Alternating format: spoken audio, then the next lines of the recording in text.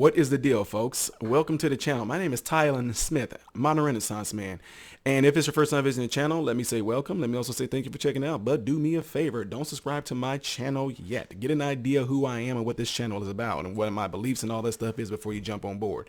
By doing that, it's going to help you in the long run. Trust me, it's going to help you if you're going to end up participating in the live chats, all kind of stuff. Trust me. Get an idea who I am. How do you do that? Go on my channel, right? You can see where to say playlist. Click on playlist. It's going to bring up a bunch of different videos, right?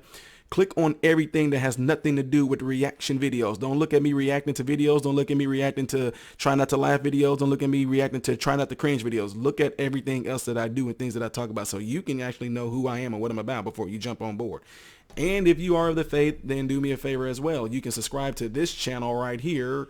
Oh God, this is crazy right here. See that? The little black box right there.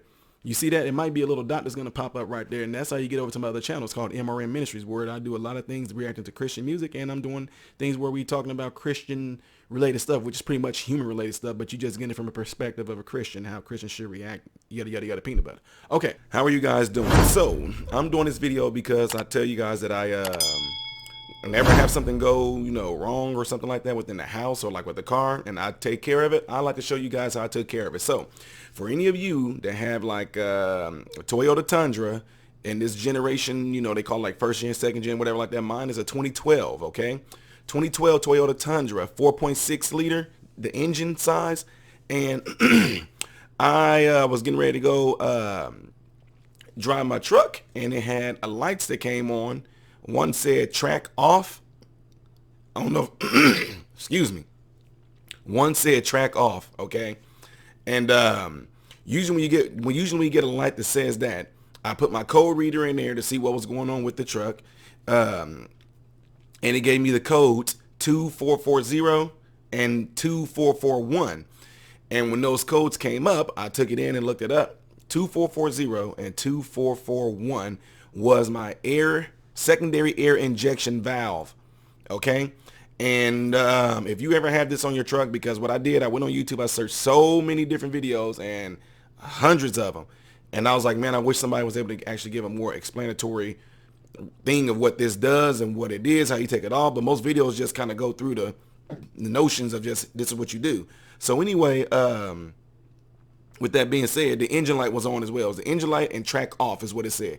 So again, the codes, people, was 2440 and 2441, and it was a secondary air injection valve, and it said bank 1. So bank 1 is on the driver's side, okay? And I'm going to show you guys what it is anyway, okay?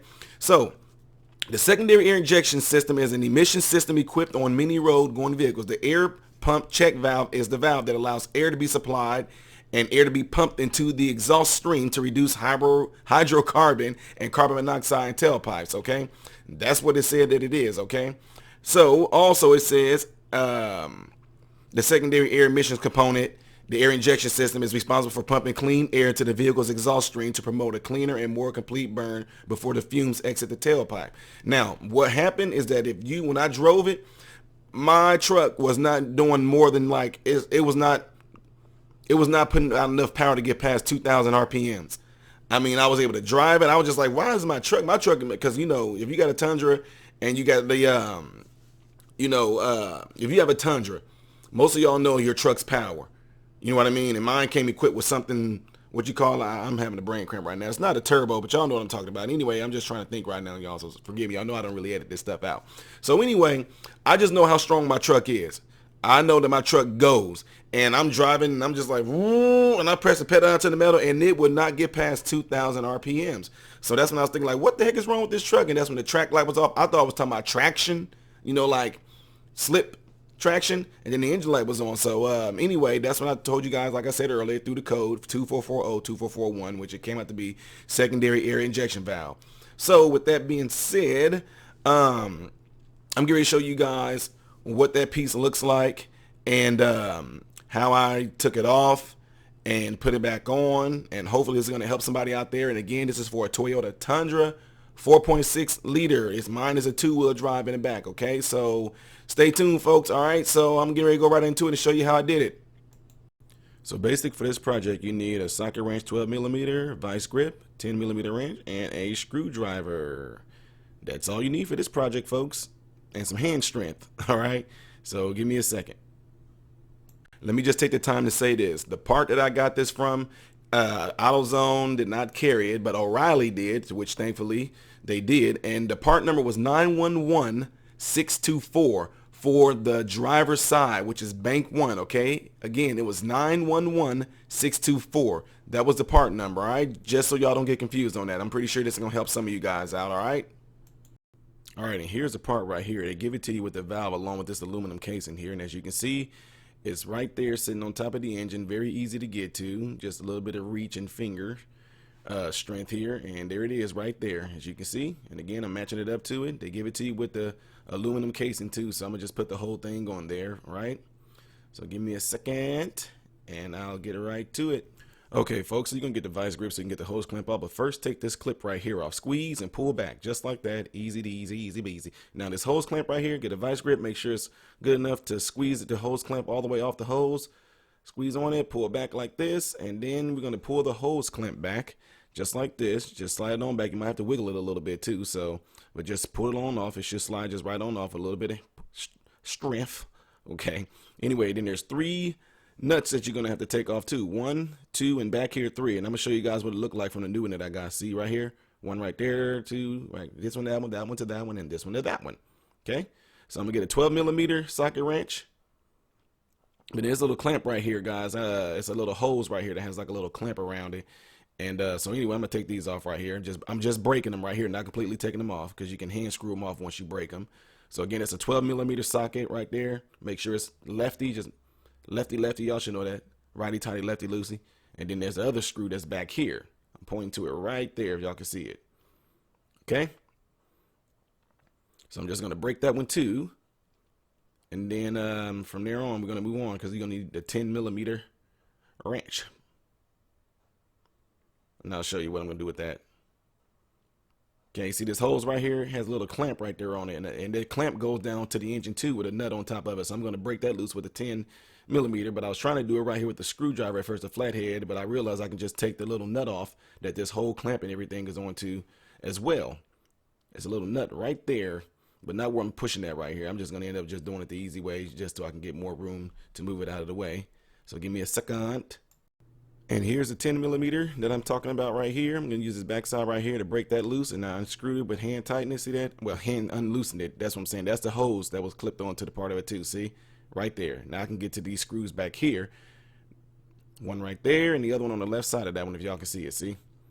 All right, I know it's moving fast, folks, but this is super long, so I just didn't want y'all to get bored by watching this long video. So anyway, I'm putting it back here, as you can see, and I'm going to go to the left to break it, and then after that, you should be able to, you know, a few little twists, whatever, you should be able to just get ready to get it off with your hand like I'm doing right here.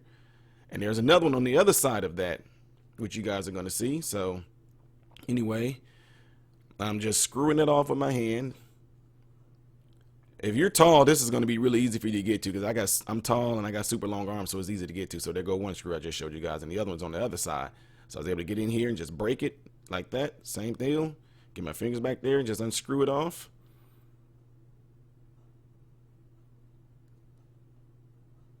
And I'm in the front of my truck reaching to this, so that goes to show you how long my arms is. But I could be on the side, but I wouldn't be able to get a good camera angle right there. So if you do this without the camera, of course you're not going to record it, but you can be on the wheel side of the driver's side, and this a shorter reach to get to this right here. So, but I wanted to do this so I can give you guys a good angle. There we go. Now I'm going to remove the 3 other nuts right here, well, screws right here. You can see. I'm hand unscrewing them once I broke them. I showed you guys that I broke it earlier, so here we go. I'm getting the second one right here.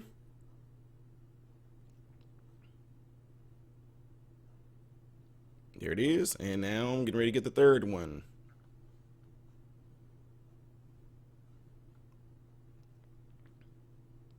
There it is. And there it is, folks. So here's a comparison to them.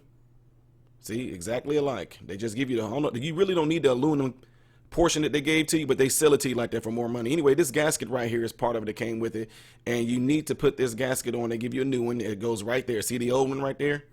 I'm going to take the old one off and put the new one in. Okay, see how it clamps over the top of it right there? And those two have the two little clips on top. See, like that, two little clips that help it clamp onto that. So here's the new one. I'm going to put it on there, and it slides right on. And like I said, those two little clamps on the top and bottom helps it stay on there, just like that. And here it is. And now I'm getting ready to put the new one back on there. As you can see, I'm just going to line everything up, folks. And I don't have to show you the video of me putting the screws back in there and tightening everything down, but I'm just telling you, this is how it fits on there. It's not going to be hard to do.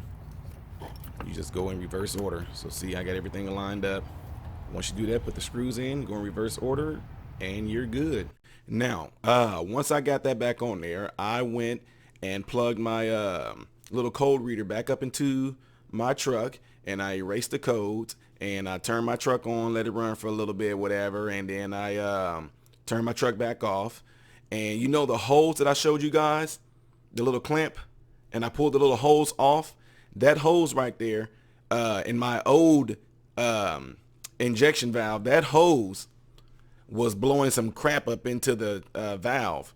So what I did is I unclamped the hose and I turned the truck on, and what it does, the air pump will blow whatever's in that hose out. So it just blew all this crap out.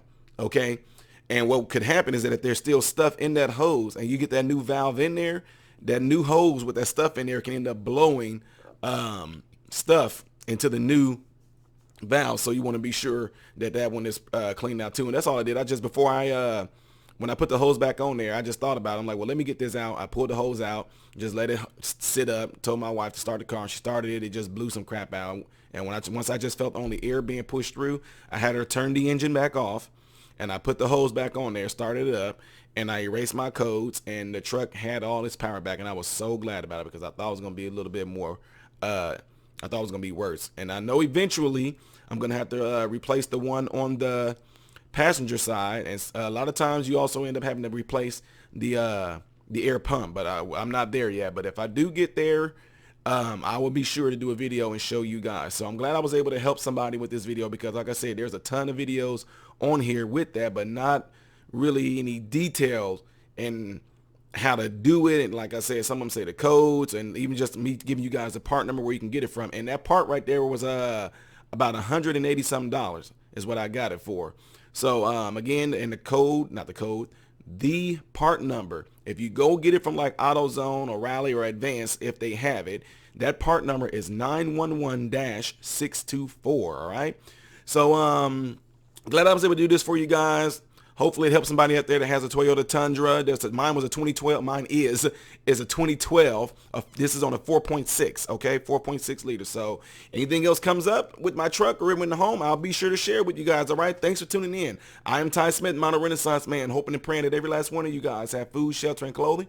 And I hope and pray every last one of you guys are in great health. God bless you all through Jesus.